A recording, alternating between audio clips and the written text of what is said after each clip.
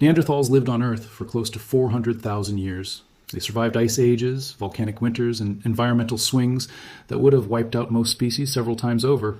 They made tools, buried their dead, likely used symbols and pigment, and for a long stretch of prehistory they were arguably just as capable as the humans sharing the planet with them. Then, sometime between about 40 and 37,000 years ago, they disappeared. Not violently, not all at once, and not for the single simple reason most popular explanations tend to settle on. The real answer, based on where the research actually stands right now, is messier, more layered, and in some ways more unsettling than either the old climate disaster story or the old story about a war we won. Start with what's actually solid. Neanderthals emerged as a distinct population somewhere in the range of 400,000 years ago, likely descending from an earlier common ancestor shared with modern humans. The oldest confirmed Neanderthal fossil material comes from a site in Greece, a skull fragment known as Apidema II, dated to roughly 200,000 years ago, and Neanderthal remains have since been found scattered across Europe and into the Middle East, representing hundreds of individuals across dozens of sites. The most recent confirmed Neanderthal fossils come from Vindija Cave in Croatia, dated to somewhere around 40,000 years ago, right around the time the species effectively vanishes from the fossil record. And between those two dates sits one of the most heavily studied and still actively debated extinction events in all of paleoanthropology. For a long time, the explanation people reached for was climate. And it's easy to see why, because the climate during this period genuinely was brutal, unstable in ways that are hard to fully appreciate from where we sit today. The broader era Neanderthals lived through included repeated glacial and interglacial cycles, meaning long stretches of relatively stable temperatures, interrupted by abrupt, sometimes shockingly fast swings into much colder conditions. One of the more severe cold phases, known to researchers as marine isotope stage 4, ran from roughly 71,000 to 57,000 years ago, and brought expanding ice sheets across large parts of North America and Eurasia, along with drier conditions that reshaped vegetation and food availability across huge stretches of the Neanderthal range. Neanderthals responded the way resilient populations tend to respond to that kind of pressure. They adjusted their hunting strategies, broadened their diet to include more plants and smaller game rather than relying purely on large herd animals, leaned harder on cooperation and resource sharing within their groups, and in some cases simply moved, either south toward milder regions or into more sheltered pockets of stable habitat that researchers call refugia. It worked for a while. They came through marine isotope stage 4 and kept going. A separate and genuinely massive event sits in this same broad window, the Toba supereruption, which occurred in present-day Indonesia around 74,000 years ago and ranks among the largest volcanic events in Earth's history. It threw enormous quantities of ash and sulfur dioxide into the atmosphere, and older research proposed that this triggered a severe years-long volcanic winter that devastated ecosystems worldwide, possibly even causing a population bottleneck in both Neanderthals and early modern humans. That version of the story has been a staple of popular science writing for years. It's worth being upfront, though, that more recent research has pushed back hard on just how catastrophic Toba's global impact actually was.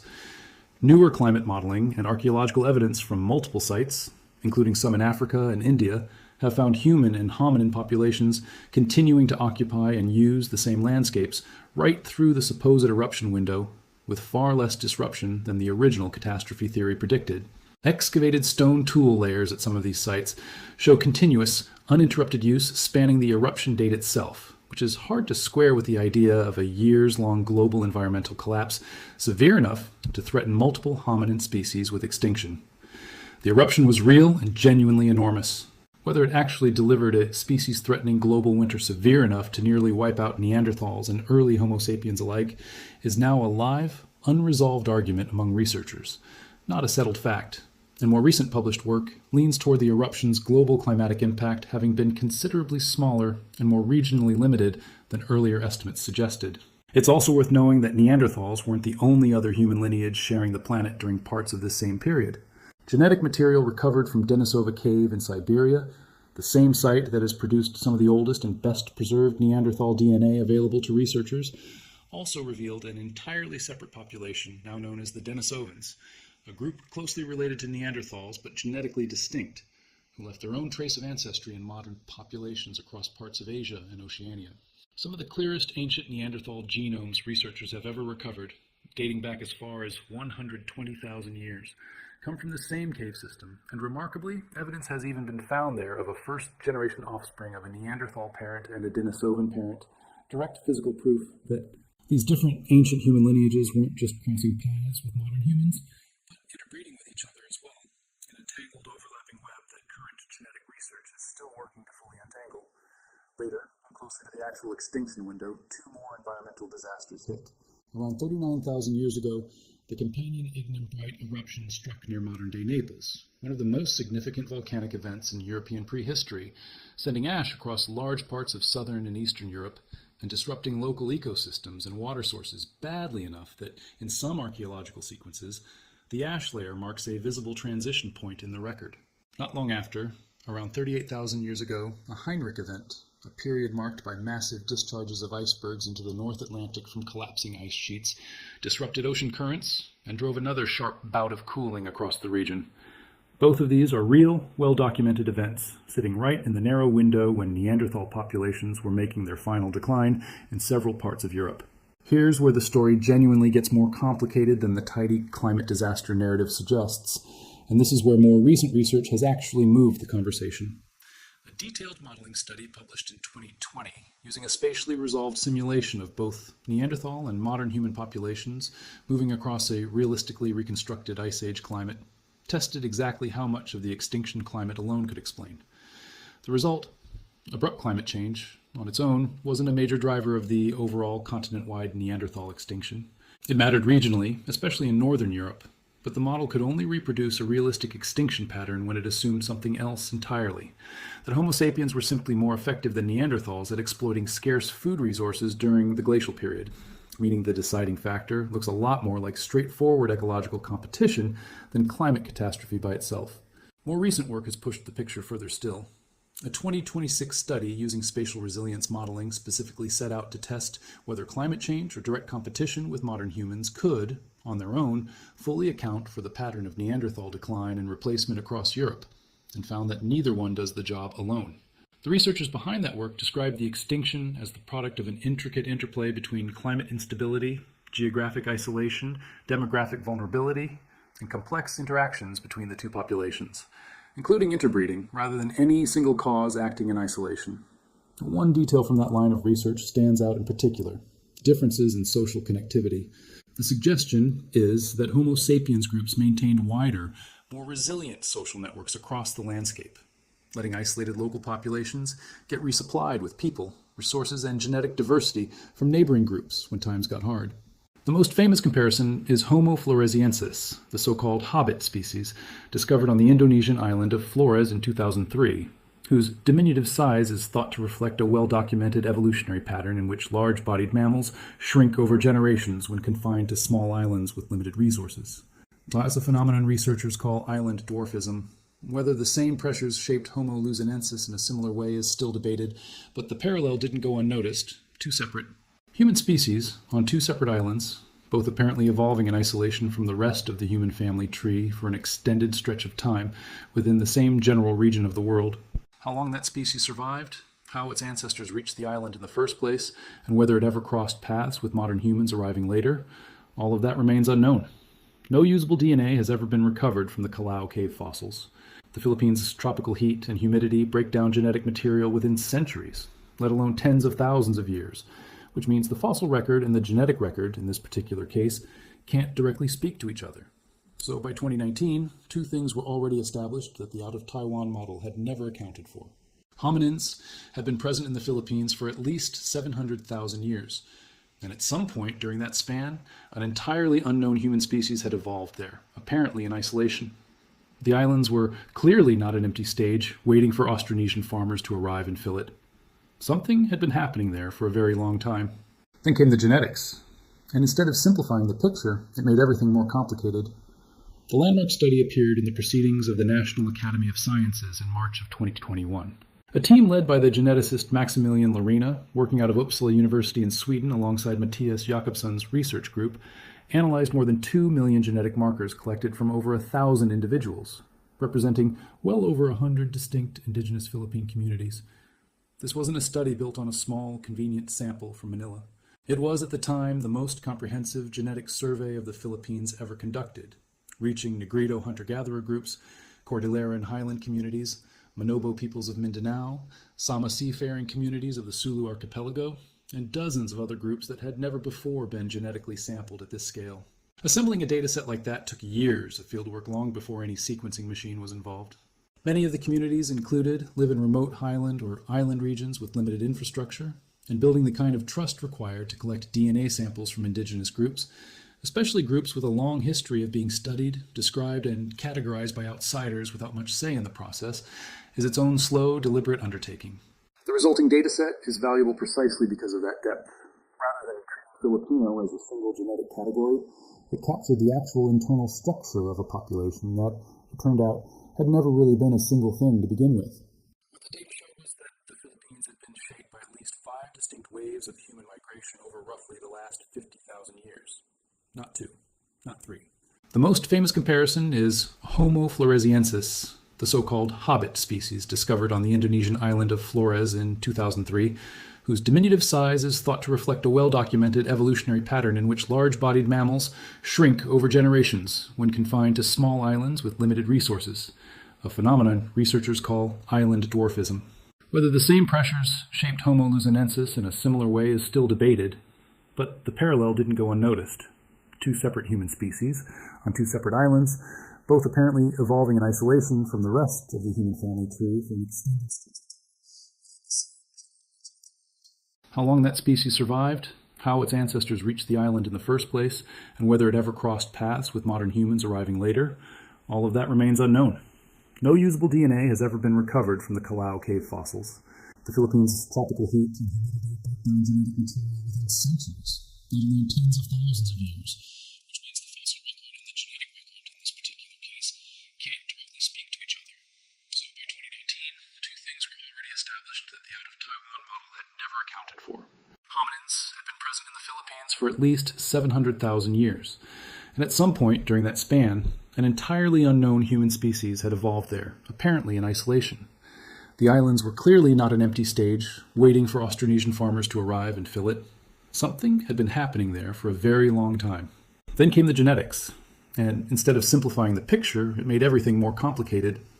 The landmark study appeared in the Proceedings of the National Academy of Sciences in March of 2021. A team led by the geneticist Maximilian Lorena, working out of Uppsala University in Sweden alongside Matthias Jakobsson's research group, analyzed more than 2 million genetic markers collected from over 1,000 individuals, representing well over 100 distinct indigenous Philippine communities. This wasn't a study built on a small, convenient sample from Manila. It was, at the time, the most comprehensive genetic survey of the Philippines ever conducted, reaching Negrito hunter-gatherer groups, Cordillera and highland communities, Manobo peoples of Mindanao, Sama seafaring communities of the Sulu archipelago, and dozens of other groups that had never before been genetically sampled at this scale. Assembling a dataset like that took years of fieldwork long before any sequencing machine was involved. Many of the communities included live in remote highland or island regions with limited infrastructure, and building the kind of trust required to collect DNA samples from indigenous groups, especially groups with a long history of being studied, described, and categorized by outsiders without much say in the process, is its own slow, deliberate undertaking. The resulting dataset is valuable precisely because of that depth. Rather than treating Filipino as a single genetic category, it captured the actual internal structure of a population that, it turned out, had never really been a single thing to begin with. What the data showed was that the Philippines had been shaped by at least 5 distinct waves of human migration over roughly the last 50,000 years. Not 2, not 3. That kind of sustained competitive pressure would have made an already demographically fragile Neanderthal population even harder pressed to hold onto territory and resources. Close, sustained contact between the 2 populations may also have opened a path for the exchange of pathogens, and given how much less genetic diversity. Neanderthal populations carried any new disease introduced through contact with a much larger, more genetically varied Homo sapiens population could have hit them disproportionately hard. Technology and social organization round out the picture. Neanderthals were genuinely capable of innovation. The archaeological record shows them making sophisticated tools, and there's real, if still debated, evidence suggesting some Neanderthal populations used pigments and ornamentation in ways that suggest symbolic behavior.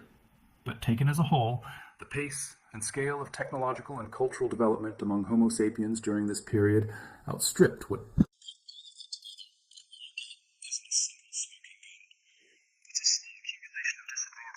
stacking on top of each other over tens of thousands of years.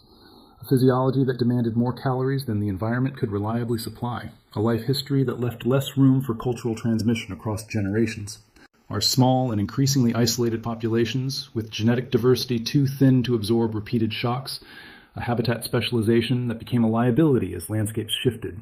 Direct ecological competition with a rival population that had real technological and social advantages, and a repeated centuries-spanning pattern of interbreeding that gradually diluted whatever distinct Neanderthal lineage remained into the much larger population expanding around it.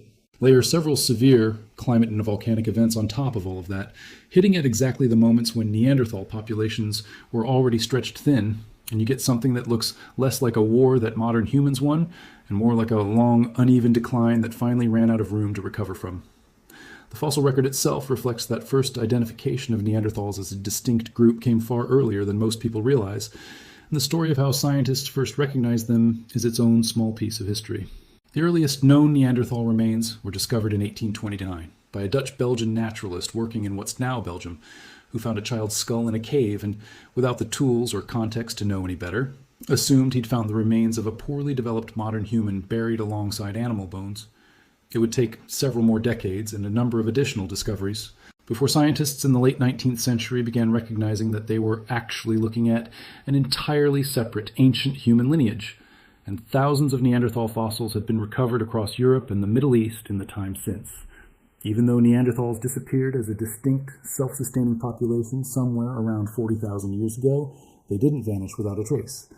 Every person alive today whose ancestry traces outside sub-Saharan Africa carries measurable Neanderthal DNA, typically somewhere around 1 to 2% of their genome, though the exact figure and the specific variants involved vary from person to person and population to population, reflecting that longer, more complicated history of repeated contact rather than one single uniform mixing event.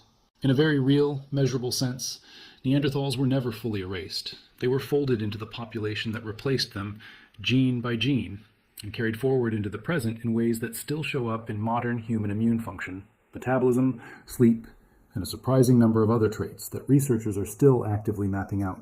What makes the Neanderthal story worth returning to, even after decades of research and an ever-growing pile of genetic and archaeological evidence, is how much it resists the kind of clean, single-cause explanation that makes for an easy headline.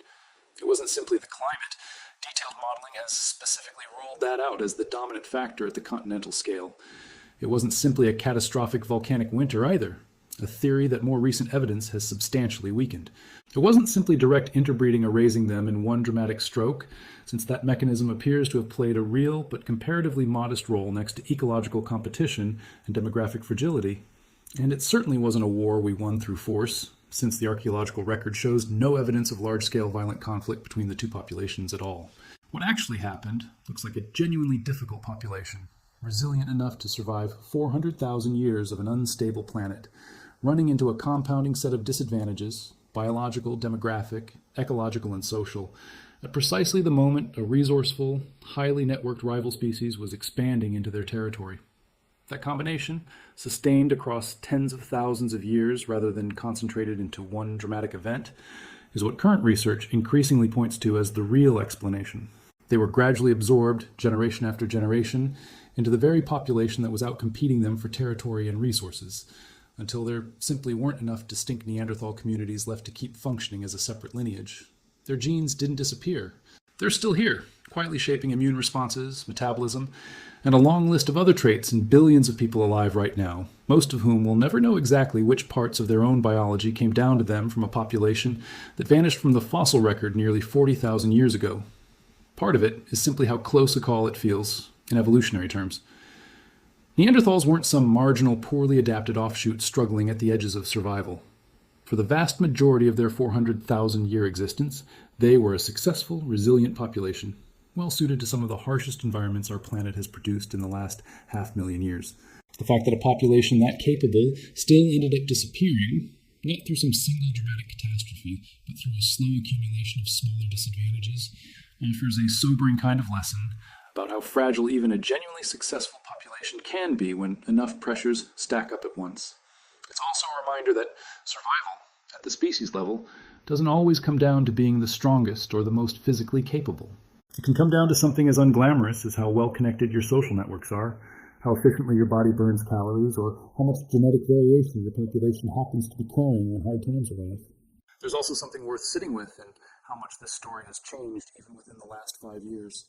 Ideas that were treated as close to settled fact in documentaries and books from a decade ago, a single catastrophic Toba winter nearly wiping out 2 species at once, one dramatic wave of interbreeding sealing the Neanderthals' fate, have both been substantially revised by newer evidence and more sophisticated modeling.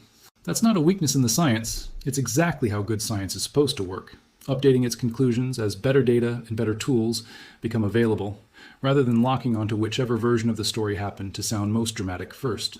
The current picture, messier and less cinematic than either of those older narratives, also happens to be considerably better supported by the actual evidence. Understanding what actually happened to them turns out to be less a story about who won and who lost, and more a story about how thoroughly 2 populations that shared this planet for tens of thousands of years ended up woven into each other before one of them stopped existing as anything separate at all. Somewhere in the genome of nearly every person reading or hearing this right now, there's a small, quiet trace of a population that spent 400,000 years figuring out how to survive on this planet, adapted to conditions that would kill most people alive today within a season, and ultimately didn't disappear so much as become part of what came next.